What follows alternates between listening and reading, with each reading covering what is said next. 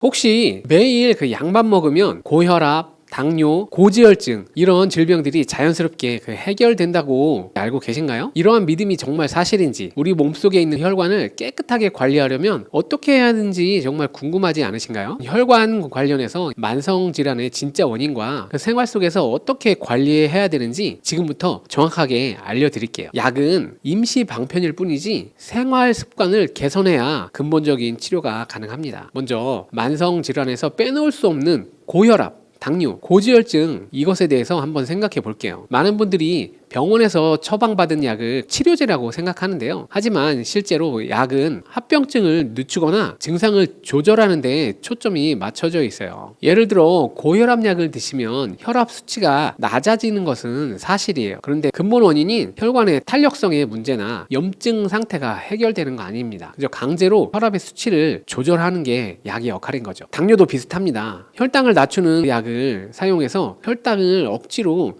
낮추는 동안에 우리의 몸은 여전히 그 인슐린 저항성이라는 문제를 계속 갖고 있게 됩니다. 조직의 깊은 곳에서는 제대로 당을 쓰지 않아서 산소가 부족해지고, 이것이 쌓이면 결국 말초신경 손상, 시력 저하, 그리고 신장 기능 저하 등 합병증으로 이어지기 쉬워집니다. 결국엔 약이 필요하지 않다는 이야기가 아니라 약에만 의존하면 결코 완치가 이루어지지 않는다는 것이죠. 근본적인 원인인 염증, 대사 이상, 비만 등의 요인을 개선하려면 식습관과 생활 전반을 바꿔줘야 합니다. 그렇게 해야 장기적으로 혈관 문제와 대사 문제를 해결할 수 있는 것이죠. 그렇다면 고혈압, 당뇨, 고지혈증 이 세 가지 대표적인 만성 질환은 왜 생기고, 또 수치만 낮춰서는 안 되는 이유가 도대체 뭘까요? 고혈압이란 우리 심장이 혈액을 더 높은 압력으로 내보내야 할 정도로 혈관이 좁아져 있는 상태를 말합니다. 이때 단지 약으로 수치를 낮춰버리면 당장은 뇌출혈이나 심장 문제 같은 극단적 사고는 막을 수 있겠죠. 하지만 몸 구석구석의 작은 혈관들, 즉 말초 조직에는 여전히 저산소 상태가 지속될 수 있어요. 그러다 보니 약을 꾸준히 먹는데도 손발 저림, 말초 순환장애 이런 그 증상이 사라지지 않거나 다른 합병증이 서서히 나타날 가능성이 남아있게 됩니다. 또 당뇨의 본질은 혈당이 높아지는 질환이지만 단순히 단 것을 많이 먹으면 생긴다고 끝나는 이야기가 아닙니다. 실제로는 그 인슐린 저항성이라는 대사 이상이 깔려 있어서 세포들이 포도당을 제대로 활용하지 못하도록 하는 상태가 바로 핵심인데요. 약으로 혈당 수치만 낮춘다고 해서 세포들의 저항성이 근본적으로 좋아지진 않습니다. 이렇게 되면 혈당 지표는 괜찮아 보여도 몸속에서는 지속적으로 산소 부족, 에너지 부족 상태가 돼요. 결국 신경 손상, 시력 손실, 신장 질환 등 각종 합병증이 나타날 위험이 줄어들지 않게 되는 거죠. 그 다음에 또 고지혈증 문제가 있죠. 고지혈증도 약으로 LDL 콜레스테롤을 떨어뜨려서 심장마비나 뇌졸중 등의 위험이 줄어든다는 연구 결과가 있어요. 문제는 지속적으로 고지방 식사를 하면서 약만 복용하는 경우예요. 밖에서 콜레스테롤과 중성지방이 계속 높이는데 몸 안에서는 억지로 약으로 수치를 내리려 하니 그 간과 근육 등에 무리가 갈 수 있고 약물의 부작용도 무시할 수 없습니다. 이처럼 고혈압, 당뇨, 고지혈증 모두 수치를 억누른다고 해서 해결되는 것이 아니라 식습관과 생활 습관을 고쳐야 궁극적으로 건강을 되찾을 수 있는 거죠. 그렇다면 콜레스테롤이나 중성지방 같은 말은 왜 그렇게 자주 거론되는 걸까요? 좀 더 구체적으로 한번 알려드릴게요. 콜레스테롤과 중성지방 도대체 그게 뭐길래 문제가 되는 걸까요? 최근에 2-3주 사이에 식습관이 혈액검사 지표에 그대로 나타난다는 사실 혹시 알고 계셨나요? 특히 콜레스테롤이나 중성지방은 그야말로 최근 식생활의 거울과도 같습니다. 중성지방 수치가 150이 넘어가면 위험 신호로 판단하지만 실제로 300에서 500이 넘는 분들도 정말 많이 발견하게 됩니다. 때로는 1000 단위를 훌쩍 넘어 5000 같은 극단적인 숫자가 나오기도 하는데요. 이 정도면 피를 뽑았을 때 혈액이 뿌옇게 보일 정도라고 하죠. 이렇게 중성지방이 높아지는 이유 중 하나는 과도한 탄수화물 섭취와 지방 식사를 함께 즐기거나 신체 활동이 없어 계속 먹기만 하는 습관에서 나타납니다. 나는 기름진 음식은 안 먹는데 라고 하더라도 정제 탄수화물을 너무 많이 섭취하면 결국 잉여 당분이 간에서 중성지방으로 전환돼 몸에 쌓이게 되는 것이죠. 콜레스테롤 역시 원래 우리 몸에 꼭 필요한 성분이긴 하지만 우리가 음식으로 과도하게 섭취하고 그 과정에서 운동이 부족하고 전반적인 대사가 원활하지 않게 되면 혈관 벽에 쌓이면서 혈액 문제와 염증을 일으킬 수 있게 되는 거죠. 결국 어떤 지방이 우리에게 해롭고 어떤 지방이 이로운가, 이것에 대해서 정확히 알고 계셔야 돼요. 나쁜 지방과 좋은 지방 많이 들어보셨죠? 그 중에서 꼭 트랜스 지방은 피하시라는 말씀은 많이 들어보셨을 거예요. 기름 섭취를 무조건 나쁘다고만 볼 수는 없어요. 중요한 건 어떤 종류의 지방을 먹느냐가 아주 중요한 것이죠. 마가린 같은 그 식물성 기름을 인공적으로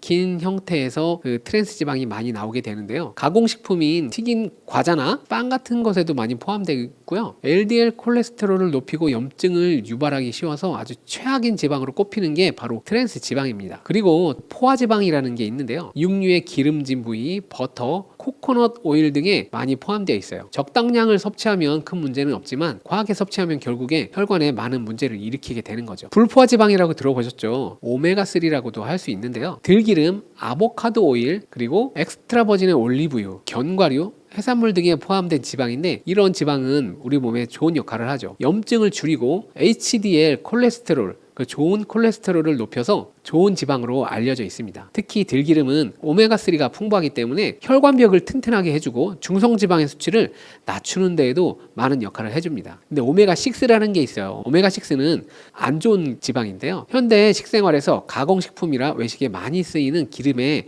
오메가6가 많이 있죠. 무조건 해롭진 않지만 오메가3에 비해서 훨씬 많이 몸속에 염증 반응을 일으키는 주범이 될 수 있어요. 정리를 하자면 트랜스 지방은 반드시 피하고 과도한 포화 지방 섭취를 조절하고 그리고 불포화 지방을 적절히 채우는 것이 식습관의 아주 중요한 핵심이라고 볼 수 있습니다. 그렇다면 지방 외에 또 중요한 영양소가 뭐가 있을까요? 바로 탄수화물입니다. 탄수화물은 어떻게 섭취하는 것이 좋을까요? 고지혈증에 문제가 있는 분들인데 평소에 기름진 음식을 잘 드시지 않는 분들도 있어요. 그런데 중성지방의 수치가 높은 사례가 종종 있죠. 그 이유가 바로 탄수화물의 과잉 섭취에서 비롯된 경우가 많이 있습니다. 그 중에서도 특히 정제 탄수화물, 밀가루, 백미, 설탕, 과당, 액상과당 이런 곳에 정제 탄수화물이 많이 들어있어요. 이 정제 탄수화물은 흡수가 빨라 몸에 잉여 에너지를 만들게 되고 이것이 곧 중성지방으로 전환되어서 체내 곳곳에 축적되게 됩니다. 과자, 빵, 면, 음료수, 떡 등에 많이 들어있고요. 우리가 아무 생각 없이 섭취하는 경우가 많게 되죠. 그에 반해 복합 탄수화물은 우리 몸에 좋은 역할을 해주는데요. 현미, 통곡류, 채소처럼 껍질이나 섬유질이 있는 통곡물에는 식이섬유, 비타민, 미네랄 등 다양한 영양소가 있어서 섭취할 수 있게 되고요. 결국에 혈액 속에 중성지방을 급격히 올라가지 않도록 만들어주죠. 특히 음료수에 들어있는 액상과당이나 과일 농축 시럽은 흡수가 매우 빠르기 때문에 혈당 스파이크를 일으키게 됩니다. 거기서 혈관이 망가지는 일이 많이 일어나게 되는 거죠. 음료수는 가급적 드시지 않는 것이 좋고요. 충분한 수분 섭취를 물이나 건강한 차로 대신하시는 것을 권장합니다. 지금까지 그 음식에 대해서 많이 이야기를 했는데요. 만성질환에는 그 정신적 스트레스와 우울감도 영향을 준다고 합니다. 우리의 뇌도 산소와 영양이 부족하면 염증이 생기게 되는데요. 최근엔 우울증을 포함해 여러 가지 정신건강 문제가 뇌 염증과 관련이 있다는 연구가 늘어나고 있습니다. 뇌는 우리 몸에서 산소와 영양을 가장 많이 요구하는 기관인데요. 혈액순환이 나빠지면 저산소 상태가 생기기 쉬워져요. 뇌가 산소와 영양을 충분히 공급받지 못하면 염증 반응과 대사장애가 일어날 수 있어요. 그렇게 되면 무기력과 우울감, 의욕상실, 집중력 저하 등의 문제가 나타나기 쉬워지죠. 이를 개선하기 위해서는 뇌 건강에 좋은 영양소가 필요합니다. 그 중에는 마그네슘이 있는데요. 마그네슘은 신경과 근육을 이완시키는 데 도움을 주고 스트레스 완화에 기여합니다. 미역, 파래, 통곡물, 견과류 등에 많이 들어있어요. 그리고 트립토판이라고 하는 물질이 있는데요. 세로토닌의 원료가 되는데 바나나, 콩류, 케일 등에 들어있어요. 이 트립토판은 우리의 기분을 안정시키는데 중요한 역할을 합니다. 세로토닌은 또 행복 호르몬이라고 알려져 있기도 하죠. 또 해조류나 버섯이 몸에 좋은데요. 우리 몸의 염증 수치를 낮춰주고 혈액을 맑게 만들어 뇌까지 맑은 혈액을 공급하는 데 많은 도움을 줍니다. 결국에 마음 건강이라고 해서 단순히 심리적 영향에만 국한된 것이 아니고 혈액 및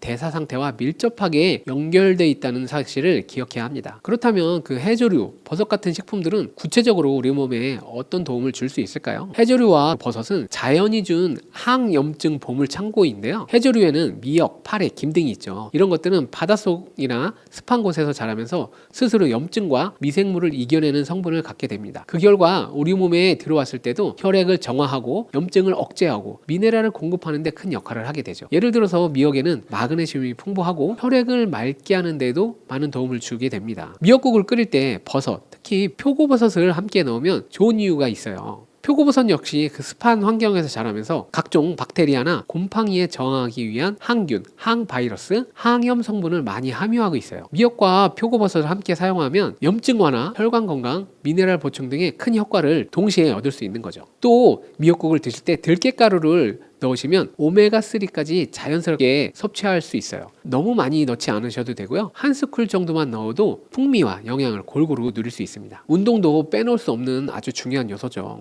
과연 운동이 만성질환에 어떻게 도움을 주는지 궁금하지 않으세요? 운동이 중요하다는 말은 정말 입이 아플 정도로 많이 하게 되는데요. 운동의 진짜 가치는 칼로리 소모만이 아닙니다. 운동을 통해서 온몸의 혈액을 순환시키고 말초 혈관까지 산소와 영양분을 보내는 것 자체가 아주 중요하기 때문이에요. 유산소 운동인 걷기, 자전거, 수영 등 이런 것들을 하면 심박수가 상승하면서 혈액이 구석구석까지 도달하게 되고 노폐물을 신속히 배출하게 됩니다. 근력 운동을 꾸준히 하게 되면 근육량이 늘어나게 되죠. 몸의 대사 능력이 좋아져요. 그래도 인슐린 감수성도 좋아지고 당뇨 예방과 관리에 큰 도움이 됩니다. 운동할 때 우리 몸이 따뜻해지고 온도가 올라가게 되잖아요. 그렇게 되면 혈류가 빨라지게 되거든요. 온몸 구석구석 혈관을 청소하게 되고 그 찌꺼기들을 배출하게 돼요. 그리고 산소 공급이 쉬워져서 활력을 불어넣게 되는 거죠. 그리고 운동은 정신 건강에도 긍정적인 영향을 주게 되는데요. 뇌에 산소가 충분히 공급되고 엔돌핀이나 세로토닌 같은 신경 전달 물질이 활성화되면서 우울감 감소에도 기여하게 됩니다. 그렇다면 실제로 그 식사할 때 어떤 방식으로 먹어야 혈압, 혈당, 콜레스테롤을 동시에 잡을 수 있을까요? 가장 중요한 것은 가공식품은 줄이고 채소와 통곡물 그리고 양질의 지방을 섭취하는 것이 아주 중요한데요. 밖에서 파는 음식은 종종 설탕, 소금, 기름이 과도하게 들어가게 되는데요. 가능하면 집밥을 많이 드시는 게 좋고요. 외식이나 가공식품 의존도를 낮추는 것이 아주 중요합니다. 그리고 통곡물과 채소 중심의 식사가 아주 중요한데요. 밥은 흰쌀 대신에 현미밥이나 통곡밥을 선택하시고 반찬은 녹색 채소 위주로 다양하게 드시는 것이 좋습니다. 나물 종류도 끓이거나 볶기보다는 들기름을 살짝 곁들인 무침이 영양소 파괴를 줄이고 식이섬유를 섭취하는 데 아주 도움이 됩니다. 육류도 좋은 고기를 드시는 게 아주 중요한데요. 육류는 지방이 적은 부위를 선택하는 것이 좋습니다. 소고기를 고를 때도 트리플 A 이런 거 말고요. 3등급 정도가 더 좋고요. 돼지고기라면 앞다리살이나 뒷다리살처럼 비교적 살코기가 많은 부위가 혈관 건강을 해치지 않게 됩니다. 오메가3 대 오메가6의 비율이 중요한데요. 그 다음에 들기름, 아보카도 오일, 올리브 오일 같은 불포화 지방산이 풍부한 오일을 활용해서 음식을 조리하시면 좋은데요. 이런 불포화 지방산이 많은 기름을 사용하게 되면 혈관의 염증 완화에 아주 좋죠. 들기름은 공기 중에 산패가 빠르기 때문에 가급적 빨리 소비하시는 것이 원칙이에요. 그리고 짠맛과 단맛의 균형 또한 중요한데요. 정제염보다는 미네랄이 살아있는 소금이나 전통적으로 구운 소금을 활용하시는 것이 몸에 부담을 덜 주게 됩니다. 짠맛과 단맛은 서로 억제 작용을 하기 때문에 소금을 무조건 줄이기보다는 설탕 과잉 섭취부터 줄이는 것이 중요한데요. 이런 식습관만 조금만 바꿔도 약에만 의존하던 상태에서 벗어나 내 몸 스스로 혈압, 혈당, 콜레스테롤을 건강한 수준으로 조절할 수 있습니다. 만성질환은 우리 일상의 작은 습관들이 누적되어 생기는 결과물입니다. 약에만 의존하지 마시고 지금까지 제가 알려드린 먹는 것과 운동하는 것 차근차근 하나하나 실천해 보시면서 생활 습관을 바꿔보시기 바랍니다. 요즘 들어서 암 예방 음식이라는 거 많이 들어보셨죠? 어떤 음식을 먹으면 정말로 암세포를 굶겨 죽일 수 있을까 하고 궁금해하신 적 있으신가요? 바로 이 질문에 대한 답을 찾아보려고 합니다. 60대 이후가 되면 건강관리는 정말 중요하죠. 특히 암이라는 질환은 누구나 한 번쯤 두려워하거나 주변 분들을 통해 접하게 되는 병이죠. 그런데 암을 예방하거나 암을 치료 중이거나 또는 치료가 끝난 뒤에도 음식을 어떻게 먹느냐가 아주 중요한 역할을 한다는 사실 알고 계셨을 거예요. 지금부터 암세포를 약하게 만들고 더 자라지 못하게 돕는 역할을 하는 대표적인 음식들은 어떤 것이 있는지에 대해서 알려드릴게요. 우선 암과 음식의 관계부터 한번 알아볼게요. 암에 대해 이야기할 때 제일 먼저 나온 말 중 하나가 바로 암은 탄수화물을 좋아한다는 거예요. 물론 탄수화물 자체는 우리가 살아가는데 꼭 필요한 에너지원이기도 하죠. 그렇다면 도대체 왜 탄수화물이 문제라는 말이 자주 나오게 되는 걸까요? 먼저 암세포는 빠르게 자라는 세포라서 다른 세포보다 더 많은 에너지를 요구합니다. 그리고 암세포는 포도당, 즉 당분을 아주 좋아해서 혈당이 순간적으로 확 올라갔을 때 이를 재빨리 흡수하려고 한다고 알려져 있습니다. 그렇다고 해서 탄수화물을 전혀 먹지 말아야 되겠다라고 결심하시는 분들도 있는데요. 그러나 너무 극단적으로 탄수화물을 제한하면 정상세포도 에너지를 얻지 못하기 때문에 몸 상태가 무너질 수 있습니다. 결국 중요한 것은 탄수화물의 종류와 혈당이 얼마나 빨리 오르느냐를 함께 고려해야 한다는 거죠. 좋은 탄수화물, 나쁜 탄수화물 들어보셨나요? 나쁜 탄수화물이라 하면 정제된 흰 밀가루, 설탕이 많이 들어간 과자나 빵, 흰밥 등 섬유질이 거의 제거된 탄수화물을 말합니다. 이런 음식은 혈당 지수가 높아서 섭취 후에 혈당이 빠르게 치솟는 게 특징이죠. 좋은 탄수화물이라고 하면 통곡물, 현미밥, 채소, 식이섬유가 풍부한 과일 등이 있는데요. 이런 식품들은 혈당이 천천히 오르고 섬유질도 많기 때문에 폭발적으로 암세포에게 당을 빼앗길 확률을 줄여줍니다. 암 환자분들이 식단을 짜실 때는 바로 이 혈당 지수와 인슐린, IGF-1 호르몬 문제를 반드시 고려해야 합니다. 혈당이 높아질수록 인슐린이 많이 분비되고 동시에 인슐린 유사성 인자도 자극되어 암세포 성장을 더욱 부추길 수가 있기 때문이죠. 다시 정리하면 탄수화물을 무조건 피하기보다는 좋은 탄수화물을 적절히 섭취하는 게 아주 중요한 포인트예요. 그렇다면 항암 치료 중이거나 항암 치료가 끝난 뒤에는 도대체 어떤 걸 먹어야 할까요? 궁금하시죠? 항암 치료는 우리 몸의 암세포를 공략하지만 동시에 정상세포도 어느 정도 영향을 받게 됩니다. 특히 빠르게 분열하는 세포들, 이런 세포들은 소화기 점막에 많이 있는데요. 항암제의 타격을 받아 입맛이 없어지거나 소화장애, 구역질, 설사 등의 부작용을 겪는 분들이 아주 많죠. 하지만 암과 싸우기 위해서는 내 몸의 정상세포가 힘을 내야 합니다. 즉 제대로 먹어주지 않으면 체력이 급격히 떨어지고 면역력도 함께 낮아질 수 있어요. 항암치료 부작용 때문에 입맛이 없더라도 지금부터 알려드리는 내용을 꼭 기억하셔야 합니다. 입맛이 없는 기간에는 강요하지 않아야 합니다. 가족이나 주변 분들이 환자를 생각해서 영양가 많은 음식을 만들어주지만 환자 본인은 몇 숟갈만 먹어도 금방 속이 불편하거나 토할 수 있어요. 이때 억지로 먹기보다는 오히려 수액 등으로 일시적 영양을 보충하고 이 소화기관을 쉬게 하는 편이 나을 수 있습니다. 그 다음에 음식을 조금씩 자주 섭취하는 방법이 있어요. 한 끼에 밥 한 고기를 뚝딱 먹기 힘드실 때가 많이 있으실 거예요.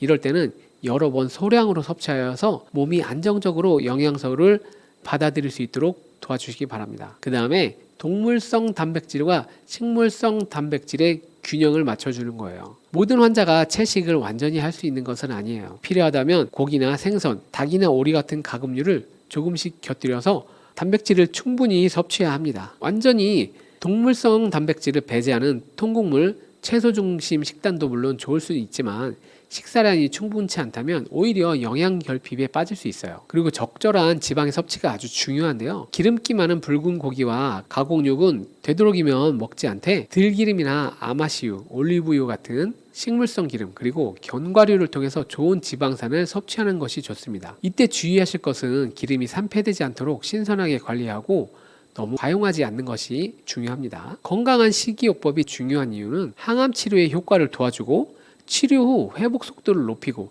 재발의 가능성을 낮추는 데도 기여하기 때문입니다. 또 비타민C를 많이 먹으면 암에 좋다던데 그럼 난 항암 치료 대신 비타민C 한번 해볼까? 라고 생각하시는 분들도 있을 거예요. 비타민C가 우리 몸에 중요한 것은 맞아요. 항산화 작용, 면역력 강화, 피로 회복, 상처 치유, 감기 예방 등 다양한 효능을 인정받았어요. 암 환자에게도 보조요법으로 쓰일 수 있다는 연구가 많이 진행되어 왔죠. 하지만 비타민C 하나만으로 암을 완전히 없앨 수 있다고 믿는 것은 위험할 수 있어요. 비타민C 역시 고용량을 사용할 경우에 세포를 공격하는 활성산소를 증가시키는 이중작용이 있기 때문에 적절한 활용을 위해서는 전문 의료진의 지도가 필요합니다. 저용량의 비타민C는 항산화 효과, 면역력 향상에 도움을 주게 되는데 우리가 흔히 복용하는 정도 하루에 1000에서 2000mg 정도는 이 범주에 들어가게 됩니다. 고용량의 비타민C 정맥주사는 매우 높은 농도로 투여할 경우에 활성산소를 만들어서 암세포를 직접 공격할 가능성이 높아요. 하지만 그 효과가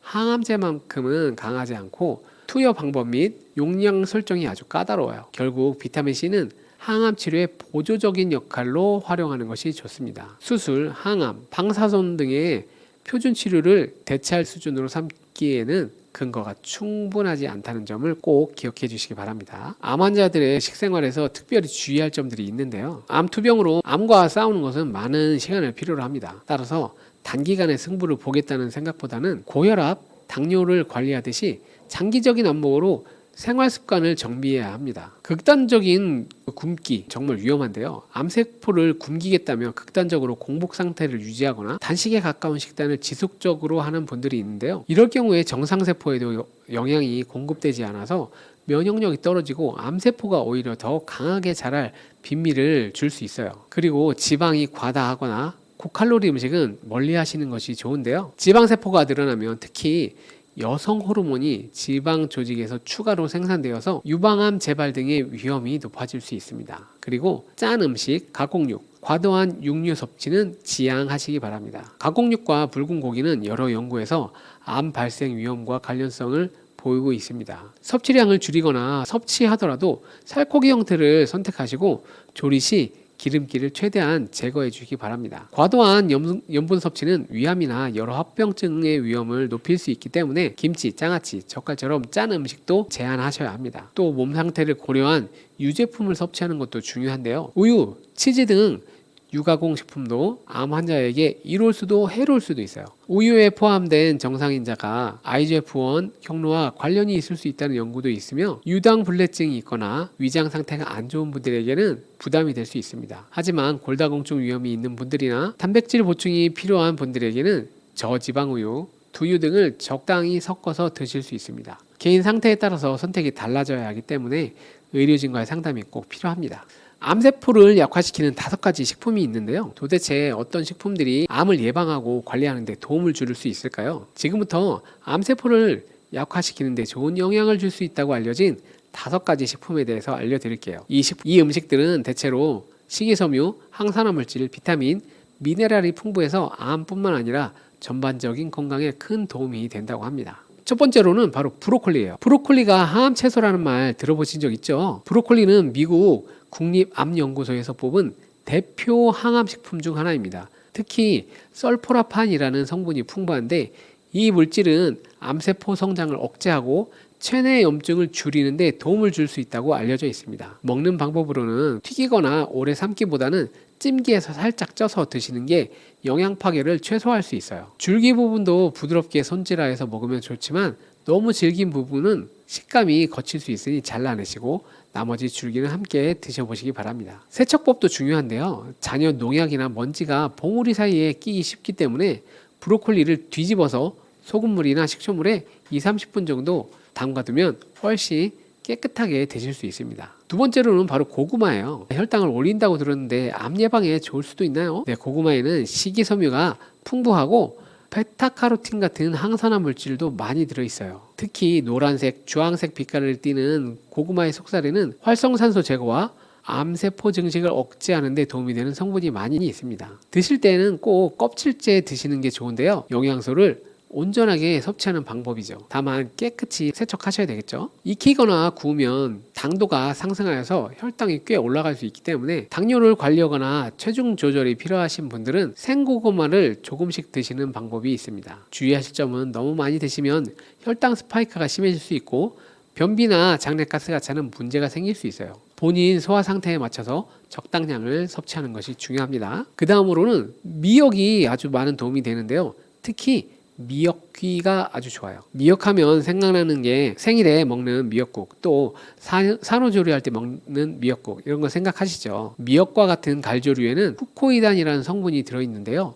이 성분은 암세포 성장을 억제하고 또 면역력 기능을 증진하는데 많은 도움을 줄 수 있다고 여러 논문에서 계속 발표하고 있습니다. 특히 미역귀가 후코이단의 함량이 아주 높은데요. 후코이단은 암세포의 자멸, 즉 암세포가 스스로 괴사하거나 죽도록 유도하는 기전이 연구되어 있어요. 물론 사람 몸속에서 동일하게 적용되기 위해서는 여러 조건들이 있겠지만 분명히 긍정적인 연구 결과가 많이 있습니다. 미역국으로 끓여 드시거나 미역기를 샐러드처럼 살짝 초무침해서 드시는 방법도 있습니다. 하나 주의하실 점은 갑상선 기능에 이상이 있는 분, 갑상선 저하증이나 항진증이 있는 분들은 요오드 과다 섭취 문제가 될 수 있기 때문에 전문의와 상의하신 후에 양을 조절해서 드시기 바랍니다. 그 다음으로 암 예방에 좋은 음식은 바로 토마토예요. 토마토에는 라이코펜이라는 성분이 있는데요. 빨간색을 띠고 있죠. 이 라이코펜은 강력한 항산화 물질로서 노화를 일으키는 산화 스트레스를 줄여주고 암세포 증식을 억제하는데 아주 효과가 뛰어나다고 알려져 있습니다. 또한 베타카로틴 역시 토마토에 많이 들어있는데요. 발암 물질의 작용을 무력화하는데 큰 역할을 합니다. 토마토는 도대체 어떻게 먹어야 할까요? 이 라이코펜과 베타카로틴은 지용성 성분이기 때문에 살짝 기름에 볶거나 소스 형태로 조리했을 때 체내 흡수율이 더욱 높아지게 됩니다. 생으로 드셔도 좋지만 흡수율이 10% 미만이라는 연구 결과가 있죠. 토마토를 올리브유 등에 살짝 볶아서 드시게 되면 라이코펜의 흡수율을 몇 배나 높일 수 있습니다. 일반적으로 큰 토마토보다 방울토마토가 수분 함량이 낮아 라이코펜 등 영양 성분이 상대적으로 농축되어 있을 수 있어요. 위장이 약한 분이라면 주의하셔야 되는데요. 토마토는 산성도가 높기 때문에 위염, 위궤양 등을 겪는 분은 속쓰림을 느낄 수 있습니다. 그 다음으로 항암식품 하면 바로 마늘이죠. 마늘은 한국 음식에 정말 빠지지 않은데 항암의 1등이라고 하는데 알고 계셨나요? 미국의 국립암연구소에서도 항암식품으로 마늘을 손꼽고 있는데요. 타임지가 선정한 10대 건강식품에 들기도 했죠. 마늘의 주 성분은 알리신인데 강력한 항균, 항바이러스 효과를 지니고 암세포의 성장을 억제하는데 아주 큰 역할을 한다고 합니다. 알리신은 마늘을 자르거나 으깰 때 생성되는 성분인데요. 그냥 마늘을 통으로 삼키기보다는 칼로 잘게 다지거나 으깬 뒤에 한 10분 정도 놔두면 충분히 만들어지게 됩니다. 그 이후에 살짝 가열해도 어느 정도 성분을 유지할 수 있습니다. 주의할 점도 있는데요. 마늘 특유의 향과 매운맛 때문에 위 점막이 자극될 수 있기 때문에 속쓰림이 있으시다면 과한 섭취는 피해 주시기 바랍니다. 출혈성 질환이 있거나 항응고제 등을 드시는 분들은 마늘을 많이 드시게 되면 문제가 발생할 수 있기 때문에 꼭 주의해서 드시기 바랍니다. 지금부터 조금 의외의 이야기를 한번 해볼까 합니다. 60대 이상이시라면 누구나 건강검진을 반드시 받아야 한다고 들어보셨을 거예요. 그런데 어떤 경우에는 건강검진을 안 받아도 괜찮을 수 있다는 사실 알고 계셨나요? 건강검진을 안 받아도 된다고? 의아하시죠? 하지만 무작정 모든 검사를 다 받는 것이 좋은 것은 아닙니다. 몸에 오히려 부담이 될 수도 있고 경제적인 면에서도 효율적이지 않을 수 있기 때문이죠. 그렇다면 어떤 검사는 필수고 또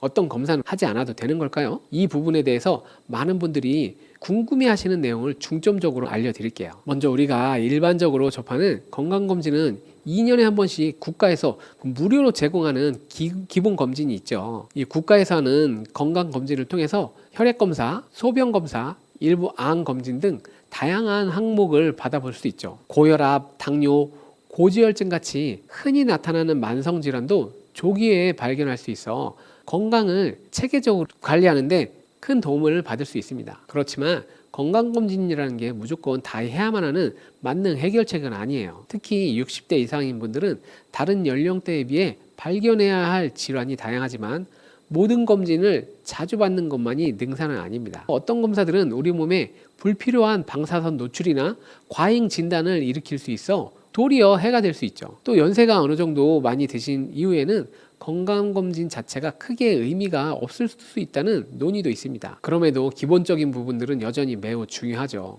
증상이 나타나기 전에 진행 중인 병을 일찍 잡아내어 치료 시기를 놓치지 않게 해주니까요. 그래서 이 정도는 꼭 해야 된다 하는 필수 검진과 안 받아도 된다 또는 굳이 받지 않아도 괜찮은 검진을 나누어서 알려드릴 예정입니다. 그러면 안 받아도 되는 건강검진이 있다고요? 여기서 안 받아도 되는 검사들 또는 받았을 때 효용이 떨어지는 검사들부터 알려드릴게요. 아마도 많은 분들이 의외로 느낄 수 있는데요. 검진은 뭐든 다 받는 게 좋은 거 아니야? 라고 생각하셨다면 잠시만 들어봐 주세요. 먼저 비추하는 검사 첫 번째는 PET-CT 검사예요. 양전자 단층 촬영이라고 하는데요. 먼저 이 PET-CT는 온몸의 암 검사를 한 방에 할 수 있는 방법이죠. 하지만 PET-CT는 매우 강력한 방사선을 쓰고 방사선 물질을 몸 안에 주입해야 하고 비용도 100만 원이 훌쩍 넘어 아주 비쌉니다. 원래 이 검사는 이미 암이 확진된 환자들의 전이 여부 등을 확인하거나 항암 치료 경과를 평가하기 위해서 주로 쓰이게 되는데요. 무증상인 일반인들이 혹시 모를 암을 찾기 위해 이 검사를 쓰기에는 득보다 실이 많습니다. 방사선 노출이 워낙 크고 애매한 병변까지 잡아 추가 검사를 초래하기도 하죠. 다시 말해서 건강검진 목적만으로 PET-CT를 찍는 것은 의학계에도 거의 권장하지 않습니다. 그래서 받지 않아도 되는 대표적인 검사가 바로 이 PET-CT예요. 두 번째로 추천하지 않는 검사는 조영제를 사용하지 않는 복부 CT예요. 복부 CT 자체에도 방사선의 노출량이 큰 검사인데요. 특히 이 복부 내부는 간, 담낭, 췌장, 콩팥 등 장기가 복잡해서 보통은 조영제를 써야 더 정확히 구조를 파악할 수 있어요. 그런데 조영제 없이 찍는 복부 CT라면 사실 뚜렷한 영상을 얻기 어려워서 의학적 가치가 떨어지게 됩니다. 쉽게 말해 별 소득 없이 방사선 노출만 늘어나게 되는 거죠. 조영제를 쓰는 복부 CT라도 이미 임상적으로 의심되는 질환이 있거나 다른 검사에서 이상이 보였을 때 시행하는 편이 좋습니다. 무증상 상태에서 단순 검사로 접근하는 것은 비용이나 방사선 부담 면에서 비합리적이라는 게 중론이죠. 세 번째로 추천하지 않는 검사는 바로 증상 없이 찍는 뇌 MRI예요. 뇌 MRI는 방사선 노출은 없지만 가격이 비싸고 시간이 오래 걸리는 검사입니다. 머리가 좀 아프다, 어지럽다 정도의 애매한 증상만으로 뇌 MRI를 찍으면 실제로는 아무런 증상이 없는데도 혹시 하는 불안감 때문에 추가 검사만 잔뜩 늘어날 수 있어요. 물론 중풍이나 뇌졸중 징후가 뚜렷하거나 의심되는 다른 징후가 있다면 반드시 필요한 검사이지만 그냥 머리가 무거운 느낌이다 수준이라면 우선 신경과나 내과 진료를 봐서 다른 원인을 찾아보는 게 맞습니다. 뇌 MRI는 검진 항목으로서 무조건 강력 추천할 만한 게 아니라 증상이 있어야 진가를 발휘한다는 점 기억해 주세요. 네 번째로 추천하지 않는 검사는 암 표지자 검사예요. 종양 표지자 혈액 검사라고도 하는데요. 피를 한번 뽑으면 폐암, 간암, 대장암 등 온갖 암을 미리 다 알 수 있지 않을까 기대하지만 현실은 그렇지 않습니다. 수치가 올랐다고 하여 무조건 암이라고 단정할 수 없고 반대로 수치가 정상이어도 암이 없다고 안심할 수는 없습니다. 원래 이런 암 표지자 검사는 이미 암 진단을 받은 분들의 치료 경과나 재발 여부를 관찰하기 위해 활용되는 경우가 많습니다. 건강한 사람들이 굳이 묶음 형태로 모든 암 표지자 검사를 받을 필요는 없다는 것이죠. 오히려 수치 해석이 애매해지면 추가로 CT, MRI 등을 찍어야 하기 때문에 돈과 시간을 더 많이 들이게 될 수 있어요. 다섯 번째 비추천하는 검사는 무증상인 상태의 심장 초음파예요. 심장 초음파는 방사선 노출은 없어 안전하다는 인식이 강하지만 증상이 전혀 없는데 미리 찍는다고 해서 큰 이득을 보기는 어렵습니다. 상동맥 질환이나 심부전 의심, 고혈압, 부정맥 등의 과거력이 있다면 물론 받아야 할 때가 있지만 무증상이라면 큰 도움이 안 될 수 있죠. 비용 대비 효과도 생각해야 하고 검사자의 숙련도에 따라 질 차이가 크다는 점도 고려하면 증상이 없는 일반인들에게 일률적으로 권장할 만한 검사는 아니라는 거죠. 만약 운동할 때 가슴에 통증이 생긴다거나 두근거림이 심해지는 등의 특정 증상이 있다면 그때 진료를 통해서 적절히 결정하는 것이 중요합니다. 이쯤 되면 정말 저런 검사는 안 받아도 문제가 없는 걸까? 라는 생각이 드실 수 있어요. 실제로 방사선 노출이나 과잉 진단 우려가 큰 검사는 특별한 증거 없이 받는 것이 득보다 실이 많습니다. 하지만 정말 건강에 이상이 있는지 없는지 모르는 상태에서 불안해 하실 수도 있죠. 그래서 이런 비추천 검사와 달리 이 정도 검사는 꼭 받아야 한다는 필수 검진도 있으니까요. 이런 비추천 검사를 줄이되 강추하는 검사를 꼭 하셔서 검사의 효율을 높이는 것이 60대 이상의 건강관리에 아주 큰 열쇠가 됩니다. 그렇다면 강추하는 첫 번째 검사가 뭘까요? 그것은 바로 위내시경이에요. 국가 건강검진을 통해서 2년에 한 번 위암검사를 무료로 받을 수 있어요. 그런데 선택지에 위장 조영술과 위내시경이 나뉘어 있어 혼동하는 분들이 있는데요. 가능하면 반드시 위내시경을 하는 것이 좋습니다. 위장 조영술은 조영제만 마시고 엑스레이를 찍는 방법인데 위내시경만큼 정밀하게 병변을 찾기가 쉽지 않아요. 가벼운 병변은 놓치기 쉽고 결과가 애매하게 나오면 또 내시경을 해야 되기 때문에 결국은 번거로워지게 됩니다. 위내시경은 직접 카메라로 위를 들여다보며 조직검사까지 가능하기 때문에 조기 위암이나 궤양 등을 발견하기 훨씬 쉬워요. 위암의 가족력이나 만성 헬리코박터균 감염, 잦은 속쓰림 등의 위험 요소가 있다면 1년에 한 번씩은 꼭 받아보시길 권장합니다. 그 다음에 꼭 받아야 할 검사 두 번째는 대장 내시경이에요. 국가 검진에서 대장암 검사는 분변 잠혈 검사로 진행이 됩니다. 그러나 이 검사만으로는 미세한 용종을 놓칠 수 있고 잠혈 반응이 없다고 해서 대장암이 없는 건 아니에요. 대장암은 조기 발견 시에 내시경으로 용종을 쉽게 제거해 암으로 진행되는 것을 막을 수 있기 때문에 몇 년 간격으로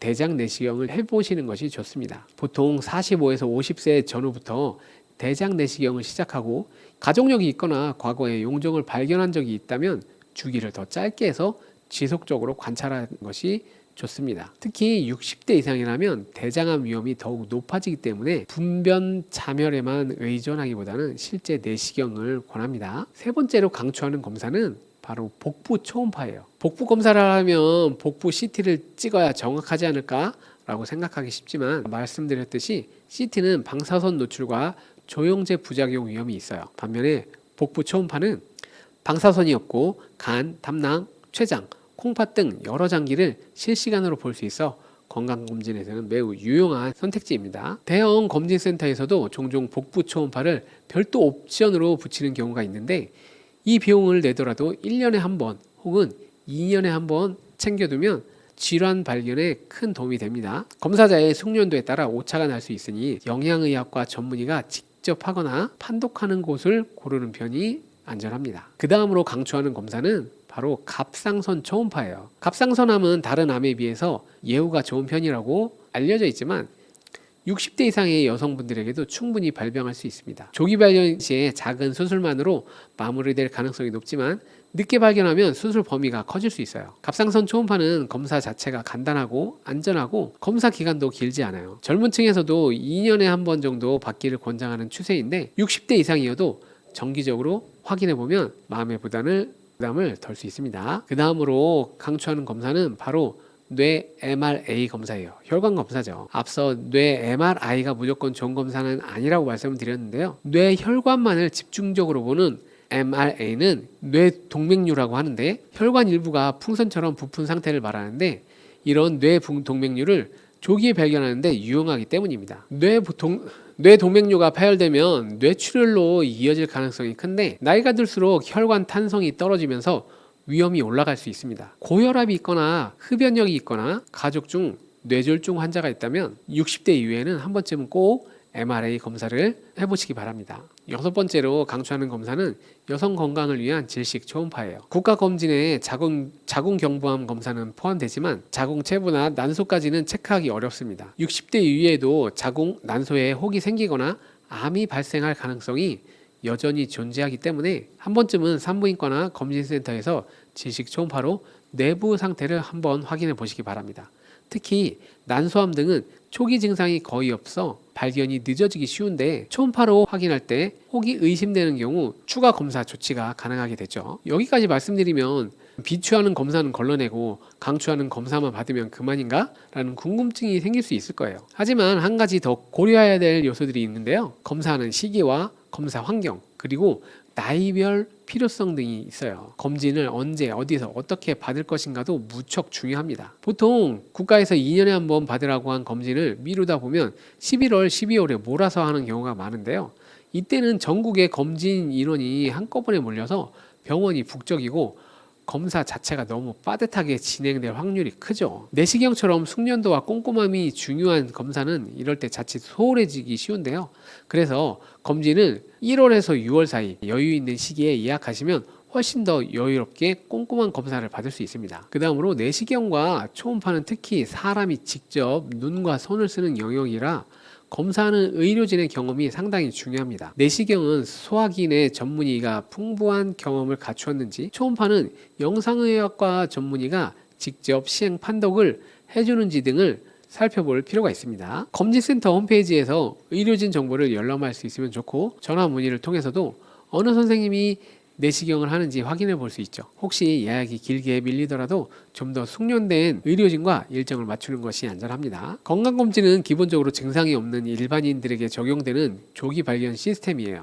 그래서 어디가 구체적으로 아프거나 기존 질환이 있다면 검진에서 대충 골라서 받기보다는 바로 해당 과로 진료를 보고 필요하다면 MRI나 CT 등을 하는 편이 합리적입니다. 예를 들어 무릎이 지속적으로 아프다면 바로 정형외과 진료를 보시고 전문의가 MRI를 권하면 그때 검사를 받으셔야 합니다. 괜히 검진 프로그램에서 관절 MRI를 선택하게 되면 비용이 크게 늘고 결과를 보더라도 정형외과적 치료로 자연스럽게 넘어가야 하기 때문에 단계가 복잡해지기 때문이죠. 그 다음에 60대 이상 여성분들은 대사성 질환인 고혈압, 당뇨, 고지혈증 등에 아주 취약하게 되는데요. 국가건강검진이 2년에 한 번이니 그 주기만 기다리는 것보다는 가능하다면 6개월에 한 번쯤은 병원을 방문해서 간단한 혈액검사와 소변검사를 진행하는 편이 좋습니다. 혈당, 콜레스테롤, 간기능, 신장기능 등의 수치를 제때 파악하고 관리한다면 큰 병으로 진행될 위험을 줄일 수 있습니다. 다음으로 어느 정도 나이가 들면 그리고 건강 상태가 특정 기준을 넘어가면 검진으로 큰 효과를 못 볼 수도 있다는 의견이 있습니다. 예를 들어 위암 검진은 보통 75세 전후까지 권고하고 대장암 검진도 80세 전후까지가 일반적인 가이드라인이에요. 그 이후에는 발견되어도 실제 치료로 인한 이득이 크지 않을 수 있기 때문입니다. 그러나 이는 어디까지나 평균적 통계에 근거한 것이기 때문에 실제로는 개인의 건강 상태나 가족력, 다른 질환 등의 유무 등을 종합해 판단해야 합니다. 어떤 분들은 80대여도 전반적으로 건강하시기 때문에 계속 검진을 받으시면서 질환을 조기에 잡고 적극적인 치료로 효과를 보는 경우도 있습니다. 반면에 이미 여러 중증 질환으로 인해서 거동이 어려운 분들께는 검진 자체가 더 큰 부담이 될 수 있어요. 결국에 검진 졸업 시점은 주치의와 상의에 결정해야 하고요. 이제 나이도 많다 보니 다 필요 없다라기보다는 이 시점에서 발견했을 때 치료 이득이 있는가를 정확히 따지는 것이 중요합니다.